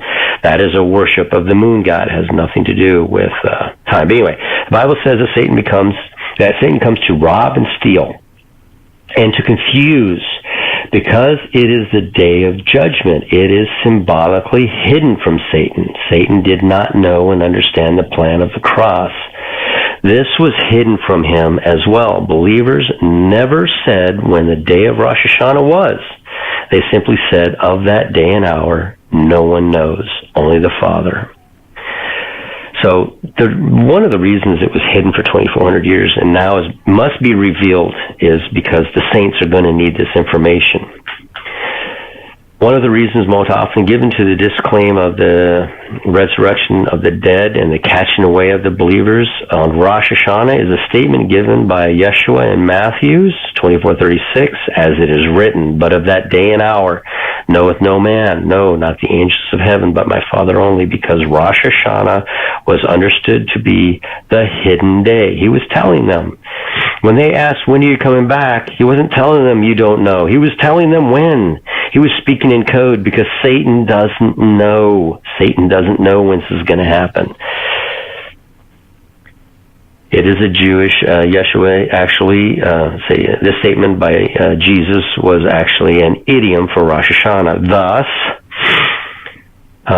it should be given as proof that he was speaking of Rosh Hashanah, because Rosh Hashanah is the only day in the whole year that was referred to as the hidden day. And I've showed you that on that day, while the fourth star of Algenib does skirt along the horizon, it is not the day of equal parts. It will take them an entire 10 days, the 10 days of awe. It will take them up to the Day of Atonement so that they can look back 10 days to make certain that they had the right day. It will take them a whole 10 days to know, because the day of equal parts will be 10 days later. It's equal up in March. It is not equal down here, and now I know why. I was racking my brain for years. Why doesn't the day of equal parts fall? It would be so much easier for me, Lord, if you just made the day of equal parts fall, the fourth star of Algenib, on September the 14th, just like you did on March the 16th. But now I know. He was hiding it from Satan, and here in the last days, this is all being revealed. This is when it's being revealed. Of course, takes place on the new moon. Let's see here, based upon lunar cycles, the moon can barely be seen as a cycle, but the moon towards the sun reflects the light on them. Yeah, there's still, of course, a lot of these are still on the moon, so it's too bad they're on that. Let's see here. Then shall the kingdom of heaven be likened unto 10 virgins which took their lamps. Okay, I learned this from Wayne over at We Are the Overcomers. Incredible channel. Love listening to him. The 10 virgins are the Left Behind church, and not the Left Behind church, the Left Behind saints, not the church. The church goes. And the other 5 with no oil are the Jews. They will not recognize who Jesus was until the very end. So, when you read about the virgins, and the kingdom of heaven will be like unto 10 virgins which took their lamps and went forth to meet the bridegroom. 5 of them were wise, and 5 were foolish. They that were foolish took their lamps and took no oil with them, but the wise ones took oil in their vessels with their lamps, while the bridegroom tarried. Isn't that what it appears to us right now? They all slumbered. What are the saints doing right now? They are not watching. They will insist that all these things already happened, or that it's not going to happen for another 100 years. And I hear them say it all day long. I hear some of the best Christians I know will be like, you know what? When it happens, it happens. Right? We'll know when it happens. Yeah, I can't live like that. I really want to know. So that's why I do all this studying. While the bridegroom tarried, they all slumbered and slept. They all 10 of them slept. They all missed the rapture. All of them. And uh-oh. I hope that doesn't start.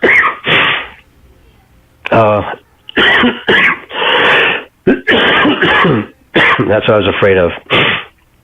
That was going to start. Please don't let that go away so I don't have to stop this video. Behold, the bridegroom cometh. He is called a bridegroom because he's with his bride.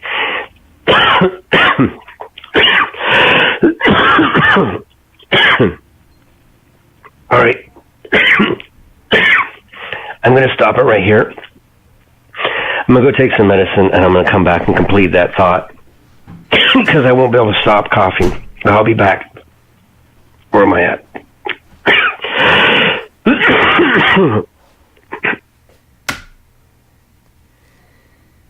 Okay. Let's see, how do I close this out?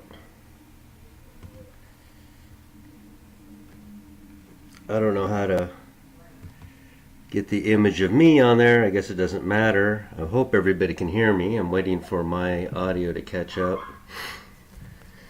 So there we go. Yep, you can hear me. So the point is that, and I've repeated it 1,000 times. I know the moon doesn't do it. The 4-star algorithm does, and on the 14th, we're at the right place. We're right at what I believe is the rapture. Satan, this was concealed on purpose because Satan does not know the day or the hour, and then they came in with the moon to hide that fact. So I'm gonna sign off of this live. I apologize. It was the best I could do to try to get the audio out there. It just would not upload. I think when I make a video that's too long, what happens is it just doesn't bring the audio with it. I don't know why. So let's see here on the comments. Anybody have any weird questions? It's the moon. Anybody have anything to ask on the video before I go?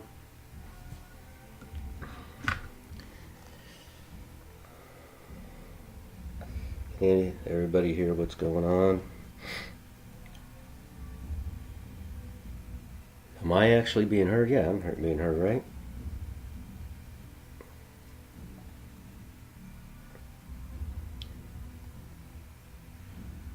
I don't think I can hear myself in this thing now. Oh yeah, I can.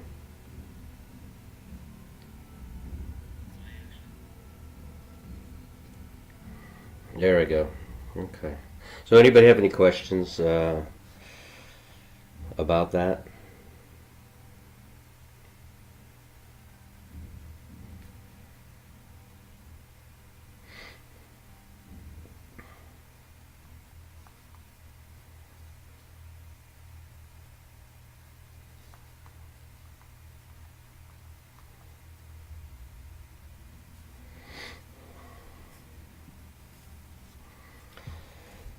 See if I can just answer them live so I don't have to type. I just typed that in for no reason. What program do you use to see the stars in heaven? I use Stellarium, and then I have that other program in my phone. What's it called? It is called Star Walk 2. Thank you, everyone.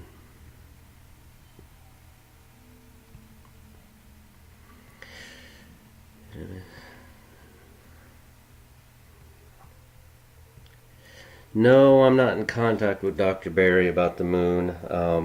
I love his teachings. I think he does a very good job. None of us are 100% right, obviously. We're still trying to figure this out. And I just was hoping that they will go look at that word and see if it actually has anything to do with the moon, which I don't believe it does.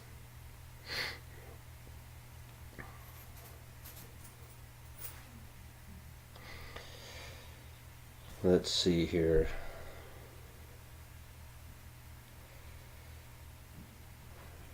In these last days, remember what we're about to go through here. There's a rapture about to occur, and when it does, those that are left behind are going to have a horrible sense that,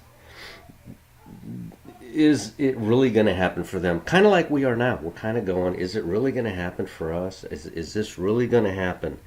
I wish I knew how to get my camera.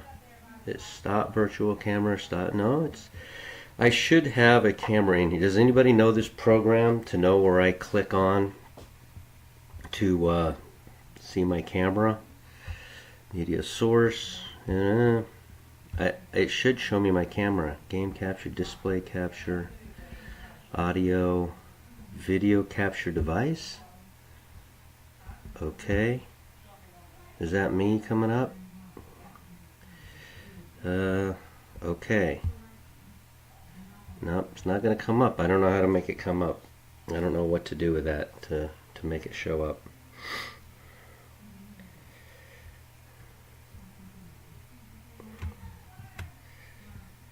It just doesn't show up. Window capture.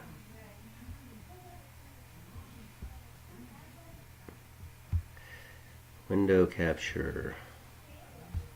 I don't know how to do this. That's the time frame, the rapture of the bride for the gathering of the saints. Rapture of the bride, I believe, is right around the corner. The saints, I don't know. I just can't see it being 3.5 years. Why isn't my camera on? Where am I at? It should be here somewhere. Window capture, got that. Display capture. It's not showing me. File. Show recording. Yeah, I don't know how to get it, my face up there. I'm so excited. And you just select your camera. Yeah, I'm down here, right? I hit the plus button and I'm selecting the camera. I just don't know.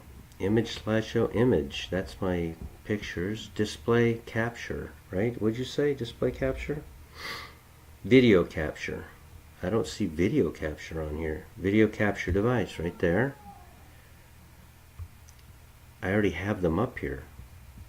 And I have them showing. It's just not doing anything. It's just not showing me. Deactivate, configure video, configure crossbar, deactivate. Okay. Yeah, it's just not working. I don't know how to make it work.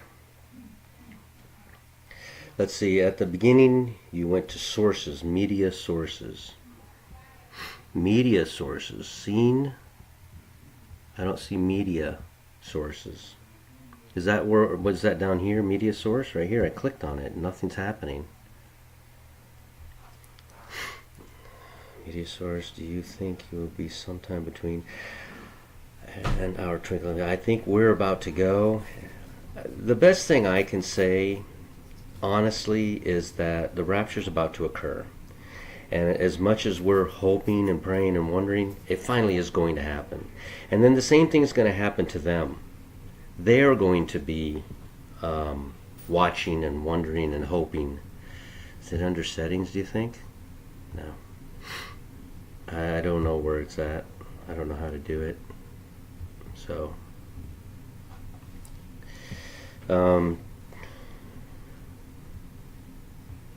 stream output audio video. Where's the OK button at? Right there. Nope, it's just not gonna. My camera's on. I can see the light, but it is not working. Click sources, then media sources. See your options there. This is media sources. This is it. Media sources, right here. And I don't know. Create new. Create new. And click OK, maybe. Nope, it just doesn't do it. It just won't do it. Click sources, the media source, and see what your options are. I guess nobody needs to see me anyway. Not I'm getting old, doesn't matter.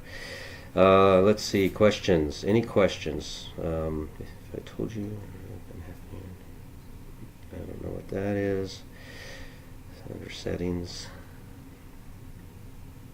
Oh, is that me? Oh, that's me up there. Hello, everyone. See you soon. Okay, yeah, so, yeah, I think we're going soon. And then I think as far as when the Saints are going, I really don't see it 3.5 years down the road. It just seems like it's an awful long time. I think that it won't take long, just like Elisha dropped straight to his knees, and just like Jacob got Rachel exactly 7 days later, and then he continued to work. The tribulation didn't change, but he continued to work, you know. So, is it browse maybe? It's under here. Videos? No, it doesn't have my camera in here, so I really don't know how to do this. I've got to get more savvy with it. I had my face up here before, I just don't know how to get it up there now. I really do, yes, I really think we leave this year. I think we leave here in very quickly, just because of all the things that we're seeing. We're not too far away right now. I just don't see it going on for very much longer. If everything passes, all of this stuff that we're seeing, it's just going to be like pulling the carpet out from underneath us. I don't see us passing all of these signs that we've been seeing, and I think they started with that sign of the moon, blood moon, turning white as it crossed over or eclipsed Uranus. Uranus being heaven, and that was exactly 40 days after Jesus was born on September the 29th, 30th. So I don't know if I can share my screen here. Let's see if I can do this. At least I can put something up here instead of that screen. Where is Timeline XL by Sister Sandy? You can see her timeline that she put together for me on her website, on endtime-studies.com. Let's see here. There we go. And then we can zoom in. And I'll show you. I think right here, September 11th, September 14th is the concealed day. September 14th is the day that the fourth star of Algin skirts along the horizon. And it is the reveal. It'll be revealed on this day. It is also the fourth day of creation when God created time. Over here is where the next day on the Feast of Trumpets, if you do the math and you use this timeline, the date Noah removes the covering will always land on the Feast of Trumpets, exactly Rosh Hashanah. So these are very high watch days for me, and even the day before September 11th, because God says that He knew the end from the beginning. Well, this is the beginning, is the end the day before on September the 10th, which is tomorrow. So you have September the 10th, the 11th, through the 15th. I don't see us going into the 10 days of awe. 10 days of awe begin here, and the day of equal parts is here on Day of Atonement, Yom Kippur. Jesus was born, like I showed you up here. He was born on tabernacles. You see the cursor up there? You guys can't see my cursor? Oh yeah, it goes up. Okay, up here on the Feast of Tabernacles, Sukkot, and he was born at nightfall on September the 29th, which became September the 30th, and then we had that blood moon exactly 40 days later. A woman is unclean after she gives birth to a male child for 40 days, and we had that blood moon on November the 8th last year. I think this is where it all began. Well, it always begins with Jesus, right? And I think this is where it all began. And I made the statement earlier that Tabernacles is fulfilled. Not quite. Tabernacles is partially fulfilled. It will be fully fulfilled as soon as, let me hang my phone up here so I can see your comments. It will be completely fulfilled when we go into the millennium. The first four feasts are done. He partially fulfilled Tabernacles when he was born on this day, and we're still waiting for Yom Kippur, Feast of Trumpets, and Yom Kippur, Day of Atonement. So, let's see. Hello, everyone. Did you uncheck the eyeball by the incorrect source so you can go to the screen you want? I'm going to play with it a little bit when I'm not on here because I might accidentally stop everything. So I'm going to play with the program and see how to get. I had it up there last time. I couldn't get it full screen, but it was up there, so people don't need to see me anyway. So I'm all right. Let's see. And then, so high watch days, yeah, September the 11th through the 15th. I don't see us going into these 10 days of awe. These are going to be a crazy 10 days. They'll be in prison for 10 days. Do I think it's possible that the saints go home? Now, remember, there's a part in the Bible where, number one, the bride waits for a year, right, for her groom to show up to take her. So a year ago, what did we see on Rosh Hashanah? Anything important? Also, what happens? Does it state that the bridesmaids, the 10 virgins, waited for a year? No. They stayed dressed. They didn't know exactly what day. Again, we can see this fourth star of Aljanub on Wednesday. Well, the fourth day, not Wednesday. September the 14th. I know September the 14th is a Thursday this year, but it's actually a Wednesday, the fourth day of creation. And then we have this 10 days of awe, and then finally at the end of the 10 days of awe, we see the day of equal parts, and that's how they can know exactly the correct day. Even though they see that star, they know exactly. So I'm out. I just can't help it. Blah blah blah. Salvational zone. Yeah. Okay. Did Cool Cat Kelly say he was doing a live? I love his lives. I don't know if he's live. I'm leaving. I'm gonna go watch him. So let's see. I'm out. Okay. I don't know what's going on with Salve. He wants me to fix something that he has going on over Cool Cat, and I just can't do that. That's between him and Cool Cat. It has nothing to do with me. Today is every day is a good day for rapture. Absolutely. And let's see, into heaven. I don't know about that. Mike, do you think that Moses and Elijah could come down as the witnesses needed? It was pretty clear at the Mount of Configuration that Moses and Elijah were the two that were up there. A lot of people argue that it was Enoch. I don't think it was Enoch. I think exactly what the Bible said it was. It's Moses and Elijah. And those two witnesses need to be here for 3.5 years, and we are going to know who they are for not us. They will know who they are for 3.5 years. And that's how we know that nothing has transpired. No seals are opened yet, because you just don't see these two guys walking around creating havoc, and they can do whatever they can turn. They can do all kinds of crazy things, and they just aren't. It just isn't happening right now. Yeah, I need to do better. This was not exactly good, but we're so close, and I needed to get this information out. And I don't believe it's for the bride. I don't believe it's important for us to know. We know that it's going to happen. It's just like the 10 virgins. It just goes right into these 10 people that fell asleep. And then 5 had oil and 5 didn't. And who shows up? The bridegroom. He's already with his bride. He's called a bridegroom because he already has his bride. It is a rapture that, just like Elijah and Elisha, when it occurred, Elisha saw him go, and he got a double portion. But the 50 prophets that were standing back, they also saw it, but they didn't know what they saw. They didn't have a basis in faith, so they didn't know what they saw.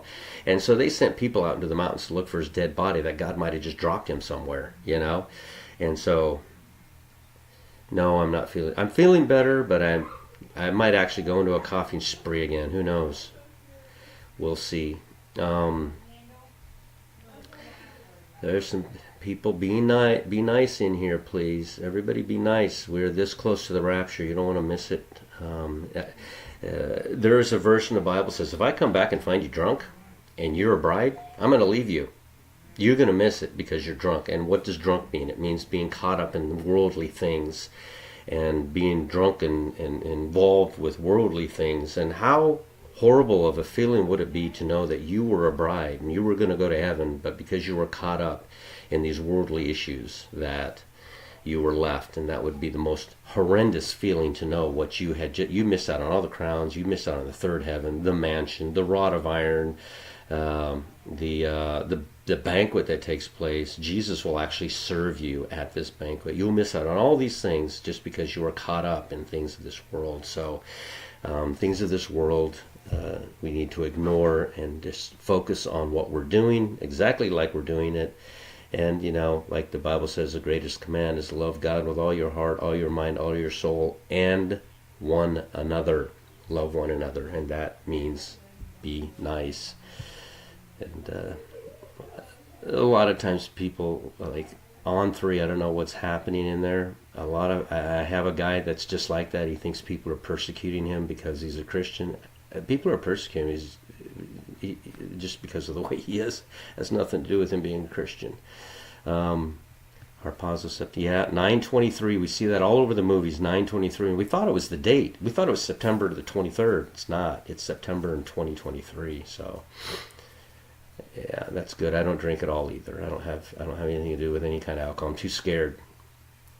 Never had an alcohol problem, but I don't drink at all. I do not want to get messed. Just imagine. Oh my goodness, just imagine. All right. Let's see here. That's simply not true. The bride can be left. It clearly states, if I find you drunk, I will leave you. I didn't invent that passage. It's in the Bible. If he finds you involved in worldly things, yes, you can be left. It teaches it very clearly. You cannot lose your salvation. You will go as a saint. You can't lose your salvation. Once you're covered by the blood of Christ, you're always covered by the blood of Christ. You can't lose it. But you can lose your crowns. Hold fast to that which you have, or you will lose it. The Bible's abundantly clear on that. That's not true. The bride, first of all, the bride is the bride. But if he comes, he clearly teaches that. If he comes and finds you drunk, he will leave you. So study those passages. Let's see. The Feast of Trumpets, yes, is this weekend coming up. It starts at nightfall on the 15th on my timeline, and it starts at nightfall on the 15th on the Hebrew timeline. And then anyone else that's watching the moon, it starts on the 18th or the 17th. You cannot lose your salvation. You cannot. You can lose your crowns. You can lose your place in heaven. You cannot lose your salvation. Correct. Being left is not a loss of salvation. It is simply a loss of position. There's a lot of positions, just like there is here on earth. You have kings, and he says we're going to be kings and priests. We're going to carry a rod of iron, get a mansion, going to a banquet, getting crowns. We'll cast those crowns at his feet. You will lose that opportunity if you are caught up, found drunk in this world. The 5 virgins are taken. They are saints. They have oil. The wise virgins, notice in the passage when Jesus shows up, he is called a bridegroom. He already has his bride.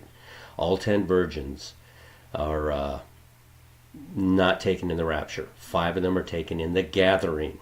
1 Thessalonians is a rapture. 2 Thessalonians clearly says the word gathering. They are not the same word.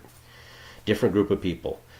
Elijah and Elisha, they were so close. They were so close to each other, side by side the entire way. Even Elisha said, I will not leave your side. Don't you know that your master is going to be taken from your head today? Yeah, whatever. He doesn't want to hear that this is about to end. He's still kind of caught up in the world. He's drunk with the cares of this world, and he is left behind. Elijah is taken. But he gets a double portion. He is protected, and he will go through tribulation. But he will be gathered and he will be taken into heaven. And that's a wonderful thing. So let's see. I am going to get off of here.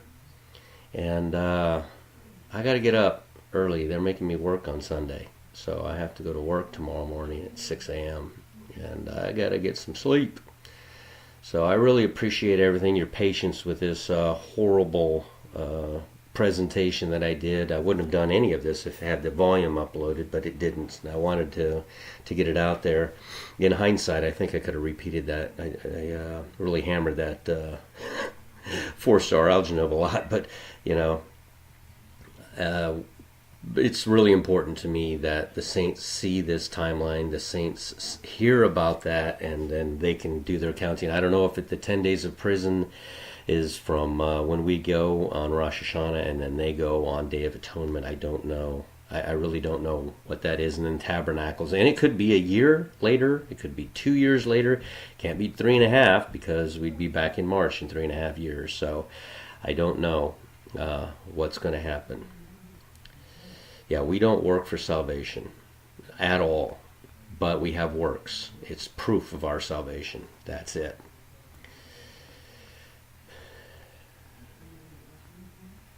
Let's see. Thank you very much. I appreciate that. I really believe we're going to go soon here, very soon. So all of this will be over with soon, and then it'll be the saints' turn to tear off their clothes and put on the mantle and take up their torch and carry on and start studying and trying to figure all this out. Yeah, nobody is going to lose their salvation. Salvation is not the question here at all. I think I got everyone confused with that. Being a bride or being a tribulation saint is a possibility, but losing your salvation is not a possibility. Anybody who's not going to the lake of fire is saved, period. the age of grace will go all the way through the 1,000 years, because at the very end they will make choices. They will be alive in the millennium. They will be sinners in the millennium. They can die in the millennium. The holy city and the Spirit God is not down here on earth, because they can't be in his presence, because they have not accepted Jesus just yet. And at the end, that's when judgment comes. Thank you for your time. Thank you, God's Land Down Under. I appreciate that. Yeah, you're from. I posed that question to God's Land Down Under. You can't see Ursa Minor from your side of the planet, and I can't see the Southern Cross from my side of the planet. So I use that to defend myself on the flat Earth thing a little bit. Again, I don't. If you believe in flat Earth, you're going to heaven. If you believe on Jesus Christ, the Savior, you're going to heaven. If you think the Earth is flat, also, you're still going to heaven. It's not a salvational issue, which I know Kelly hates me saying that, but it just is not a salvational issue. Let's see. Take the mark. Only judge. Say fire. Yep. You cannot give up your salvation. That's simply not true. You didn't. That's a works-based comment. You cannot gain it by your works, and you cannot lose it by your works. Once you are saved, you are always saved. The question is, were you ever saved in the first place? But you can't lose something that's not yours in the first place. Salvation comes from the Lord, lest any man shall boast. You're sealed on your forehead. Okay. I don't know what. Tasmania, correct. You can't. The Earth isn't flat, bro. Yeah. Let's see here. There you go. Sister Sandy just posted her website. Please go there to her website. That's where you can get this timeline. You can get so much more. It's not just me that I'm. Her website is it has a lot of different watchers and a lot of different points of view, and a lot of people looking at the moon. And here's what I'll say: just like the flat Earth, if you think the Earth is flat, you're still going to heaven if you believe solely on the blood of Christ and have given up all your works. If you think that the moon brings in each month, you're going to heaven. None of this is a salvational issue. The salvational issue comes when you start making the statements. If you think the Earth is not flat, that means you're not reading the Bible. That means you don't believe in God. Now you've made a judgment. If you think that, I've never said that, and I never will. If you think that the first sliver of the moon is causing any, the first of the month or the first of the Rosh Hashanah or any of that, you'll never hear me say that you've lost something. That's a work, and I have nothing to do with works. I am not works-based whatsoever. So let's see. Flee from.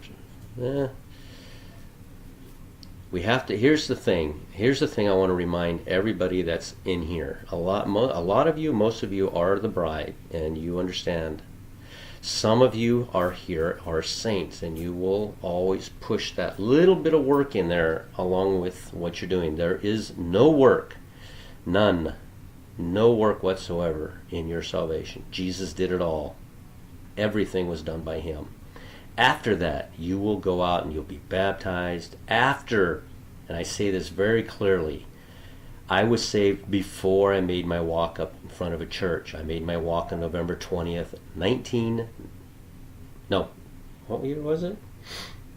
Was it 1994? I think it was 1994. I don't recall what year it was. It's not important, because I was saved before I made that walk. God was working in me. You see the thing on the wall behind me, John 6:44. God was doing his work in me. And then I was, the outward expression of what was going on in my heart began to show. I was baptized. I made my walk in front of a church. And slowly on, everything began to change. And understanding was opened up. Yeah, I know.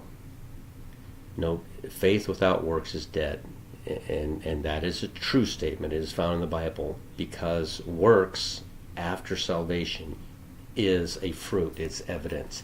Works before salvation is dirty rags. It's filthy rags, and it means nothing. You can work all you want. You'll never show up in heaven and say, whew, boy, I'm here because I got baptized, I walked in front of a church, I fed the hungry, that's why I'm here. You'll never be able to show up in heaven with your pride and say that. There is no pride in heaven. Believes on Jesus' finished work of salvation is raptured bound. Yes. Amen. C6 sharp. Let's see. Sister, let's see here. It's going so fast. Let's see. Yeah, Sister Sandy, thank you very much for all the work you did. I can tell you, you all saw my other timeline, handwritten. She really sat down and spent some quality time, some serious time, putting that timeline together. Whether Sister Sandy believes the timeline or not is irrelevant. She has posted it. It is, again, my timeline is not a salvational issue. We were not ordered. We were ordered to seek Jesus and to look for him. And when we saw, and at the end of the day, it was God that showed us in the heavens when this day was approaching. And we are all, when we see that these things come to pass, look up, for your redemption draws near. If you're saved, you're going to. If you're saved, you're going to the rapture. Correct. If you're full of works and think you've saved yourself, you are not saved. You are a worker. And a worker will not go in the rapture. But the second that happens, just like Elisha, they will kneel, they will fall to their knees. It won't take them long at all. And they'll be like, Lord, I prophesied in your name. I cast out demons in your name. I did all this in your name. And God's going to say, depart from me, for I knew you not. But that does not mean they're going to hell. It means that they need a little bit more refining. And then they are going to heaven. Robert Barber, I think he sent me an email a little while ago. Thank you for that. You sent me some, I don't recall. I get so much. I'm sorry. But yeah, I appreciate the email and the insight that some people have so much insight, and some people argue the same moot point nonstop. And we need to continue to grow in the words. We can't continue to drink milk. We got to start eating meat. We got to get into the meat, start eating meat. I'm probably a hamburger eater. Let's see. Compare photos. I don't know what's going on my... Yeah, I don't know what's going on my screen, but it's doing something. It just popped up by itself. Maybe it's had enough. All right, so let me get out of here, and I got to get up early. Thank you, everyone, for coming in and listening to me ramble on. And hopefully this is the last video, but if not, I'll be back in here and do some more. So we'll chat with you guys again later. Thank you very much.